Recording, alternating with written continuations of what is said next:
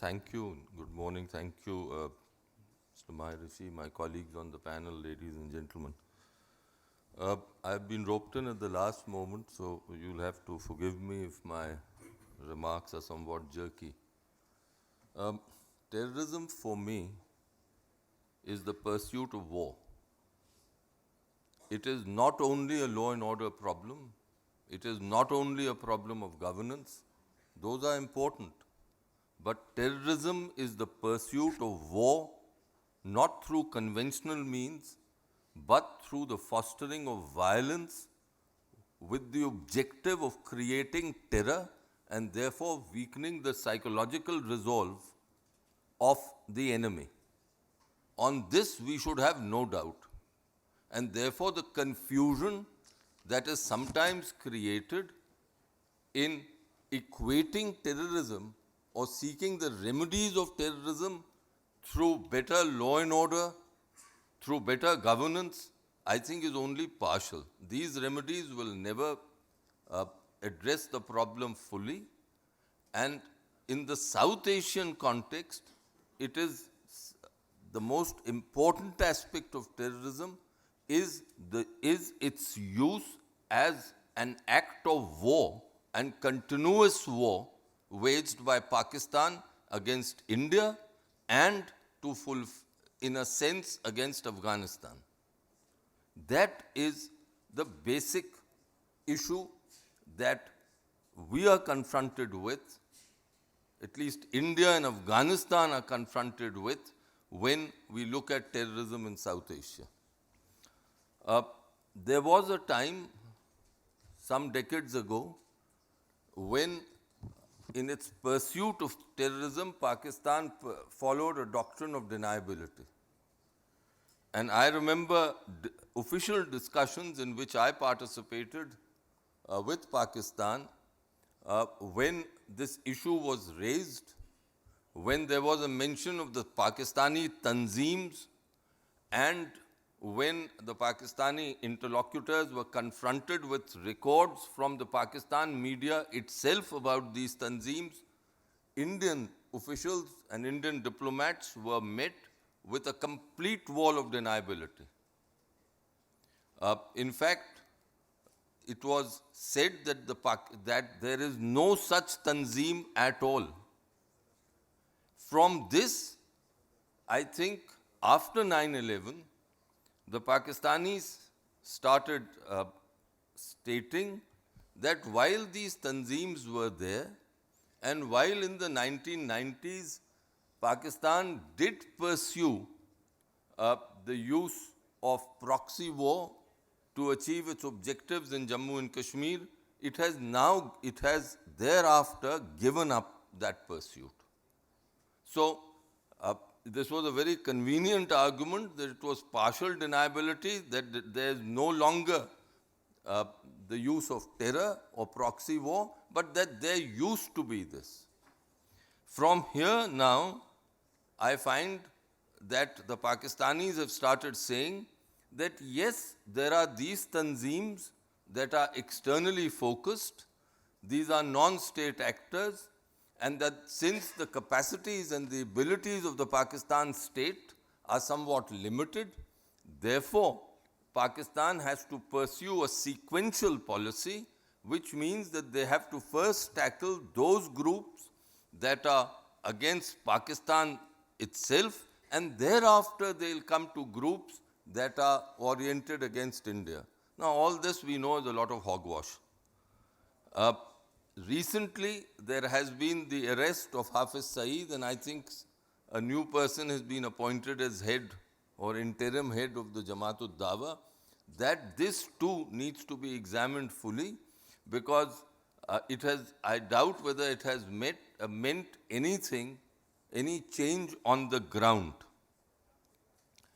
All this leads to the firm conclusion in my mind that the Pakistan state is wedded to the use of terror, and that the use of terror is an essential ingredient in Pakistan's security doctrine against India. Now,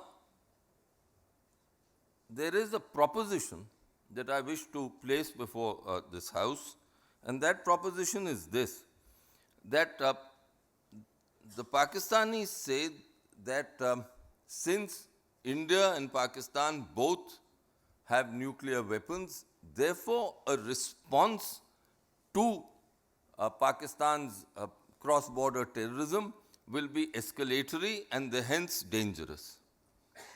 Now the fact is that in a sense Pakistan has turned the nuclear, the way nuclear states conducted business with each other on its head.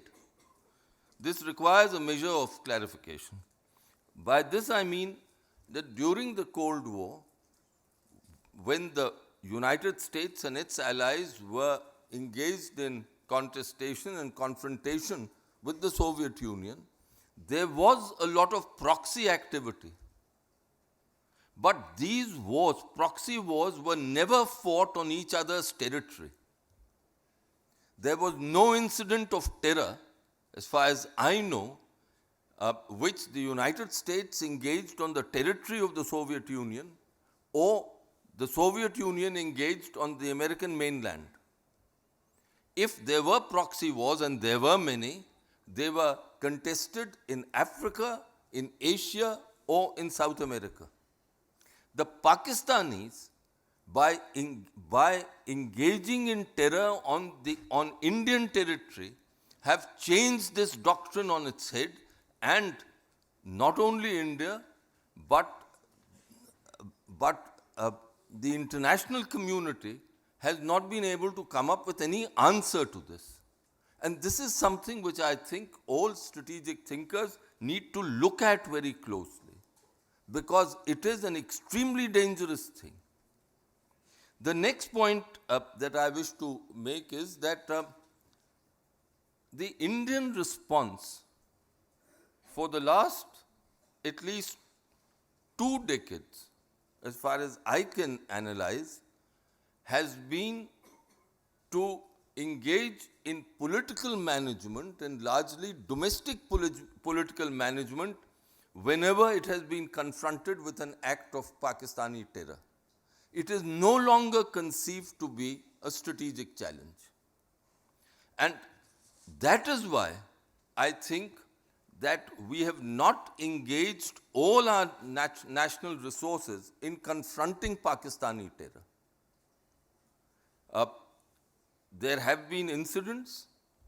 After each incident, there is a great deal of unhappiness in the country. The press and the media clamors.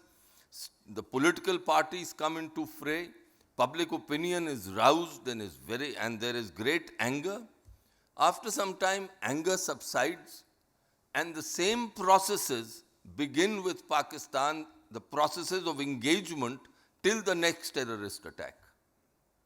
If you study the history of India-Pakistan relations over the last 2 decades, you will find this happening repeatedly.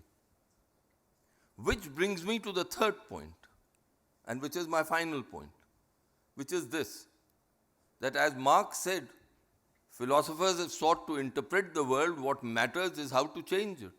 In this case, all of us have sought to interpret terror and analyze terrorist attacks, but we simply have not succeeded in finding an answer to terror and to cross-border terror. I do think that the time has come when India and countries like Afghanistan must use all their resources to come up with an answer to Pakistani terror, and that can only happen if in India we give up the idea that engagement with Pakistan is the route to get out of Pakistan's terror.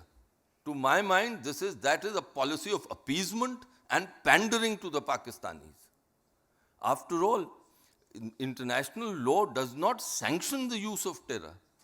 And somehow or the other, the feeling has arisen that unless we are able to engage Pakistan and engage it diplomatically and politically, we will not find a solution. The point is that ab initio a state should not use terror. And if a state uses terror, then that state needs to be dealt with not only by its neighbors who are facing the consequences of terror, but by the international community itself.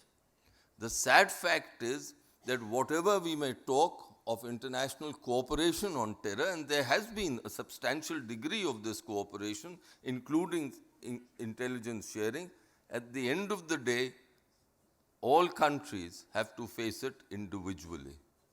And hence, my plea to Indian strategic thinkers and to the Indian political class is that Pakistani terror is a strategic challenge and that India must face it strategically by using all its national resources, and there are avenues and there are methods to stop it. Thank you.